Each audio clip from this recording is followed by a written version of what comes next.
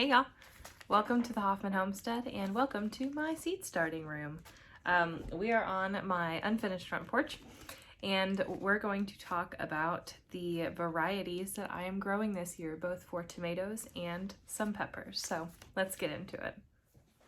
All right, so if you don't know already, we are small homesteaders in central Illinois, zone 5B, pretty close to 6A.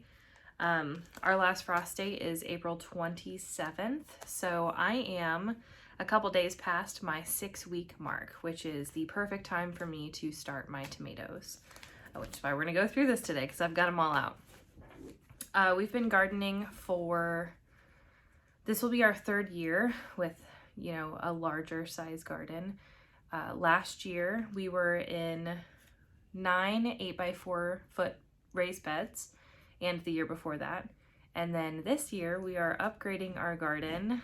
We purchased the lot next door to us and have expanded the garden space immensely. So we will be working with 29 raised beds, and one of those raised beds will be a 4-foot by 54-foot tomato bed. Last year we had 3.5 raised beds put together on our back wall of our garden, and I set up my tomato trellises, which I use a cattle panel on T-posts just as a economical, sturdy way to hold my tomatoes up, and it gave me a wall of tomatoes, and that was just the most magnificent thing to me, and I plan on doing it forever. It is now a thing that I do. So in the spirit of that, we have 54 square feet. 54 square feet to work with for our tomatoes. We're actually going to be planting the tomatoes relatively close together. It's typically recommended that you plant them like 2 feet apart, and we're gonna put them closer to 18 inches, but they're going to be diagonal, so they're gonna be tight, but I prune heavily, so it's not a big deal. In the spirit of that, we have probably 60 tomato plants that we're going to be planting this year. Probably going to start more than that because that's my prerogative, but of that, I believe we have 14 varieties. So let's start looking at them. Okay, quickly, before we go into the varieties of things, let's talk about tomatoes. There are really two categories of tomatoes. There's determinate and indeterminate. Determinate tomatoes are going to grow to a certain size and produce a certain amount of fruit, and they're the type of tomatoes that you don't want to prune too much because you could be pruning off branches that are going to give you that certain amount of fruit. Indeterminate tomatoes are going to be growing forever. They're just going to keep on going until they die of disease or the winter gets them. So I like to grow indeterminate tomatoes because they are going to keep producing that fruit, and I can keep them well trimmed and pruned to allow me to fit more into a smaller space. I don't like to prune determinate tomatoes because I'm risking losing some fruit, and I like the endless nature of an indeterminate tomato. Maybe it's my own greed, I don't know. All right, the first variety is the Roma VF from Burpee, and I grew this one last year. It was a heavy producer. It gave me some really awesome Roma tomatoes, so love this one, plan on growing it forever. Next is the red Centiflor tomato. It's an indeterminate, compact variety that grows in clusters that will ripen together one batch at a time, and as many as 40 tomatoes per cluster. So there's extreme heavy yields. I am imagining that this is more of like a grape tomato, but I've never grown this one before, so we shall see what happens. But really pretty red tomatoes. I like to have at least one cherry grape variety every year because we have one particular dish that we like to make with it. So Next up is the Arkansas Traveler tomato. They're really pretty. I mean, a good basic red tomato. They're also an indeterminate. I think that's mostly what I grow is indeterminate.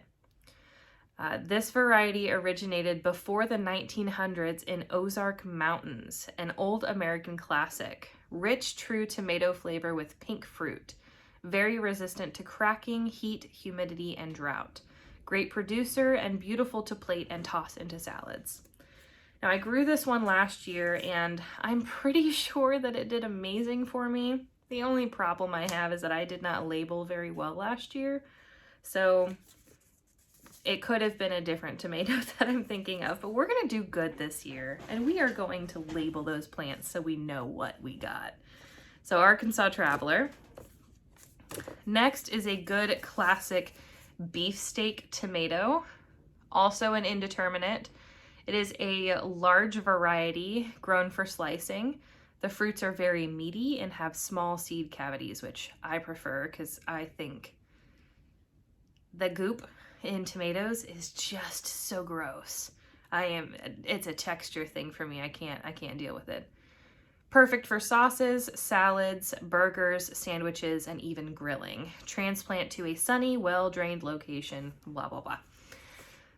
This is the one that I look forward to each year because there is nothing better than a good slice of tomato on a cheeseburger. That just... People do tomato sandwiches, and I honestly have not given it a shot, but I just don't foresee myself enjoying it. But my goodness, there's nothing better than a good homegrown tomato on a cheeseburger. I go all winter without tomatoes on my cheeseburgers because I refuse to go to the store. They taste gross. Next is a Brandywine pink tomato, also a determinate. It is known not only for its flavor, but for its size as well. Vines will produce many fruits, over 1 pound apiece. It is sweet, creamy, and has little gel and seeds, making it perfect for sandwiches, tomato soup, pasta sauce, burgers, BLTs, and anything else. Also good for cheeseburgers. I mean, that's why I'm growing it. So there's that one. I have not thought about making tomato soup with any of these, so I might have to try that out. All right, the next one is the Delicious tomato. This one's just a pack from Walmart. A world record holder for the largest tomato. Huge, solid scarlet fruits, average 1 pound. Some weigh as much as 2 pounds, indeterminate. Pretty sure I grew this one last year as well. It was a pretty large fruit, and I dig that. All right, this one is a new variety for me. Pink Oxheart tomato. Also an indeterminate, a 1920s multi-purpose heirloom. This heart-shaped tomato is meaty and solid, making it the perfect addition to sandwiches. The flavor is sweet and juicy, and the density of the walls also makes a delicious paste, which is awesome. I do intend to can more tomatoes this year. I'm gonna have to. There's gonna be so many coming in, but anything that says it's good for sauce, I'm here for it. This is my favorite tomato that I grew last year. It is the Gold Medal tomato. They are not only just beautiful, but they were humongous. It was a huge fruit. I'll have to look back at my Excel sheet and see how big that big fruit was, but my goodness, it was ginormous. Also an indeterminate, known for being one of the sweetest tomatoes on the market. This bicolored wonder is bursting with a tangy, sweet, fruity flavor. Delicious on sandwiches, salads, and adds the perfect hint of sweetness to salsas. Gorgeous. Highly recommend. Amazing. Valencia tomato is the next one. This one is just absolutely gorgeous. It is an indeterminate as well. The Valencia tomato is a medium-sized slicer weighing in between 8 to 10 ounces. This heirloom has a very low acid content and one of the sweetest slicing tomatoes. The tomato received its name because of the vibrant yellow-orange hue the flesh gives off, which makes it look like a Valencia orange. Extremely productive and resistant to many early season diseases. I haven't had much issue with disease, certainly not something that I'm going to avoid, disease resistance, but this one was absolutely gorgeous, and I had gone to the farmer's market last year and I got the most beautiful orange tomatoes that I'd ever seen in my freaking life. And I grabbed a bunch of them and I mixed them in with my salsa, and I canned some salsa. Not only is it delicious, it is so beautiful, and I love just looking at a jar of my salsa. It is so pretty having the orange in there. I had some yellow tomatoes from my garden, and then of course red tomatoes, and it just, I got it for how pretty it is. It is what it is. All right, the next one is the Old German tomato. Also an indeterminate, big shocker there. These massive bicolored tomatoes produce jaw-dropping sized fruits. Flavor is more tomatoey than other varieties of the same color, and this means a tiny bit more acid content, which results in a slightly longer shelf life. Still very sweet and very low acid compared to traditional red varieties. Great for slicing and making yellow ketchup. I didn't know that was a thing, but we're certainly gonna have to try that. So this one was gorgeous.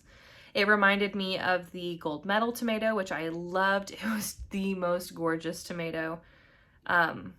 So I'm excited to give this one a try, and I love a good fat tomato, guys. Like, it makes me feel like I'm getting something for my seed. I want a lot of it or a large one.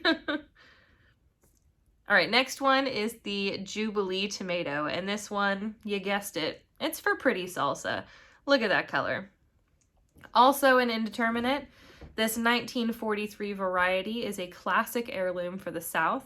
Louisiana is known for growing these in large numbers for juice with the sweet and low acidic qualities. Miraculously, this variety is tolerant to drought, humidity, and heat, produces high yields of tomatoes all season long, resistant to something stem canker.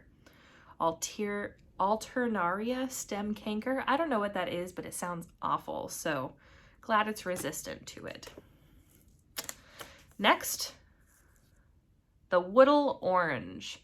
Also gorgeous. This one's story, sent to us from Iowa. Super fancy, large, round, tangerine-colored fruit. Incredible, rich, sweet, complex flavor, among the best.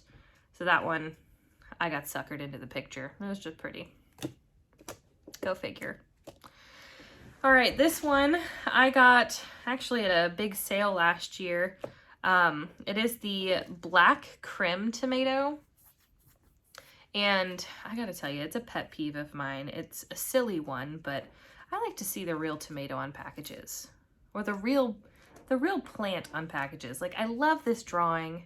It's so precious. Love that for you. But is that really what it's gonna look like?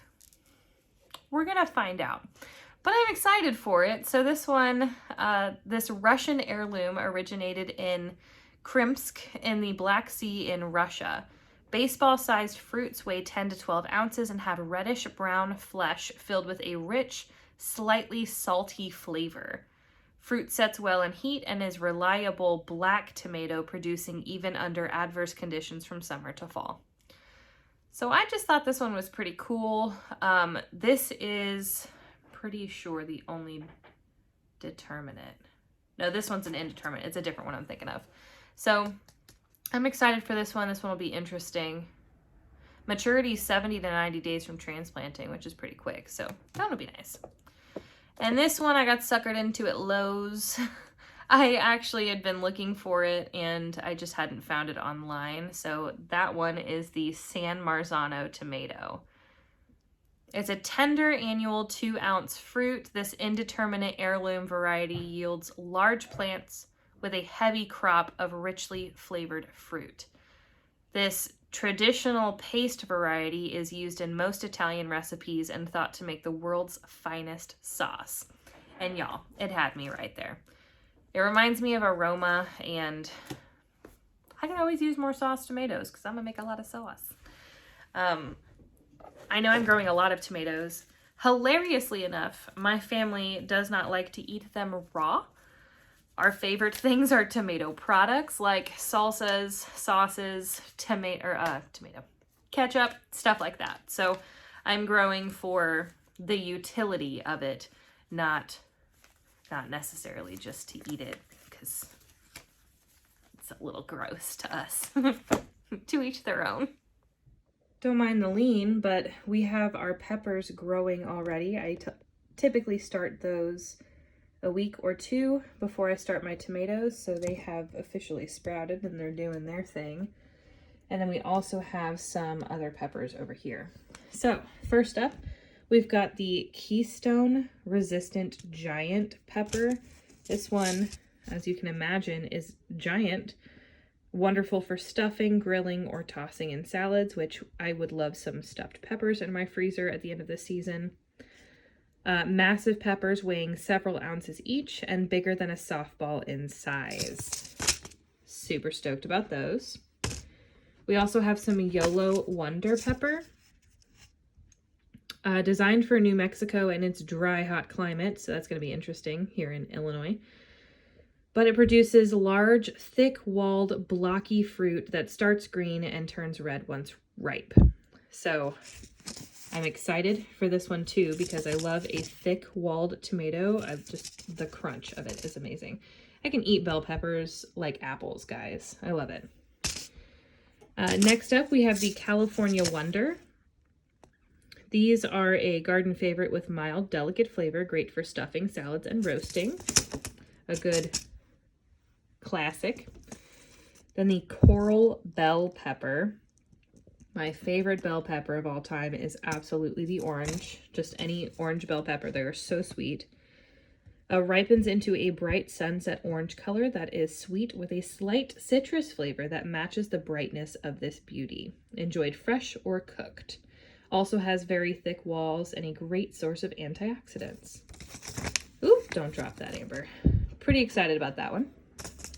Then we move into some of our hot peppers. We've got a Cayenne Long Slim. I do plan on making my own hot sauce this year, so that's what this puppy's for. Anaheim Chili Pepper. I am obsessed with green chilies. I put them in just about any dish that I can. That would make sense.